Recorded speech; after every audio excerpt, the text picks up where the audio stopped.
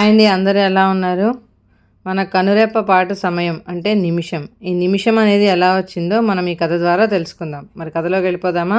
పదండి అయితే. ఇవాళ మన కథ పేరు నిమి మహారాజు కథ. మిథిలా నగరాన్ని పరిపాలించిన గొప్ప రాజులలో నిమి మహారాజు ఒకరు. ఆయన సూర్యవంశంలో జన్మించారు. ఆయన ప్రజల సంక్షేమాన్ని, ధర్మాన్ని తన జీవిత లక్ష్యంగా భావించారు. ఆయన పాలనలో మిథిలా రాజ్యం సంపదలతో, సంతోషాలతో, ప్రశాంతతతో వెలసిల్లింది. నిమిరాజు కేవలం ఒక రాజు మాత్రమే కాదు, ఆయన ఒక గొప్ప జ్ఞాని, ఆధ్యాత్మిక మార్గంలో ప్రయాణించిన తపస్వి. ప్రజలు ఆయనను ఒక దేవుళ్లా భావించారు. ఒకానొక రోజు నిమి మహారాజు ఒక గొప్ప యాగం చేయాలని సంకల్పించారు. అదే దేవి యజ్ఞం. ఆ యజ్ఞానికి ఆయన తన కులగురువైన వశిష్ఠ మహర్షిని పిలవాలని అనుకున్నారు. వశిష్ఠ మహర్షి బ్రహ్మజ్ఞాని, గొప్ప తపస్వి. ఆయన ఆశీస్సులు లేనిదే ఏ యాగం సంపూర్ణం కాదని నిమి మహారాజు విశ్వసించేవారు. అయితే ఆ సమయంలో వశిష్ఠుడు ఇంద్రుని కోసం ఒక యజ్ఞం చేయాలని వెళ్తున్నారు. అది చాలా ఏళ్ళు సాగే యజ్ఞం. అందువల్ల వశిష్ఠుడు నిమి మహారాజుతో, రాజా, నేను ఇంద్రుడి యజ్ఞాన్ని పూర్తి చేసి వస్తాను అని చెప్పాడు వశిష్ఠుడు. కానీ నిమి మహారాజు మానవ జీవితం అశాశ్వతమని, ప్రజల క్షేమం కోసం ఈ యజ్ఞం త్వరగా పూర్తి చేయాలని భావించాడు. అందుకే ఆయన వశిష్ఠుడి కోసం ఎదురు చూడకుండా ఇతర ఋషులను, గౌతమ మహర్షిని పిలిపించి యజ్ఞం ప్రారంభించాడు. ఇంద్రుని యజ్ఞం పూర్తి చేసుకుని వశిష్ఠుడు తిరిగి వచ్చాడు. నిమి మహారాజు యజ్ఞం తన కోసం ఆగకుండా వేరే వారితో చేయించాడని తెలిసి చాలా కోపం వచ్చింది వశిష్ఠుడికి. ఆ సమయంలో నిమి మహారాజు యజ్ఞం పూర్తి చేసి అలసి నిద్రపోతున్నాడు.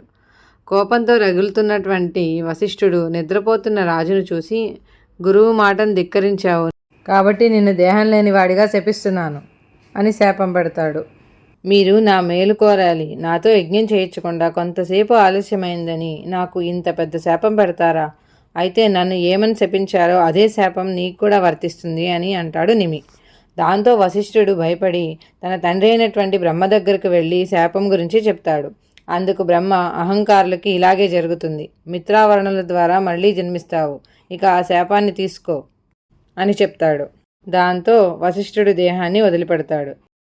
నిమి కూడా పడిపోయి దేహం విడిచే సమయం వచ్చేసింది. వెంటనే గౌతమ ముని, మిగిలిన ఋత్విక్కులు వచ్చి, ఇతను గొప్ప దేవి భక్తుడు, ఈ యజ్ఞం ముగిసేంత వరకు ఇతన్ని మనం ఎలాగైనా కాపాడుకోవాలి అని వారి పుణ్యఫలమంతా ఈ నిమికి ధారపోసి కొస ప్రాణం మీద ఉంచి పరాంబిక యజ్ఞాన్ని పూర్తి చేయిస్తారు.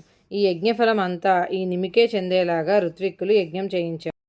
హోమం పూర్తి అవగానే ఆకాశం నుండి దేవతలు, ఇంద్రుడు వచ్చారు. నీ ప్రాణం పోతున్నా కూడా నువ్వు ఎంచుకున్న ఋత్విక్కుల వల్ల యజ్ఞాన్ని నిరాటంకంగా పూర్తి చేశావు. నీకు ఏం కావాలో కోరుకో అన్నారు దేవతలు.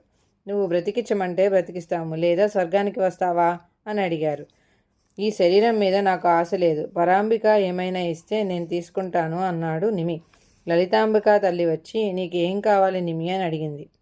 అమ్మా, దేహం మీద నాకు ఆశ లేదు, కానీ నేనెప్పుడు ప్రాణుల కళ్ళల్లో ఉండేలా చూడు అని అడిగాడు. దానికి అమ్మ, ప్రపంచంలో ప్రతి ప్రాణి కళ్ళల్లోనూ నువ్వే ఉంటావు అని కంటి చూపులో ఉండేలా అవకాశం ఇచ్చింది. ఇది నిమి మహారాజు కథ.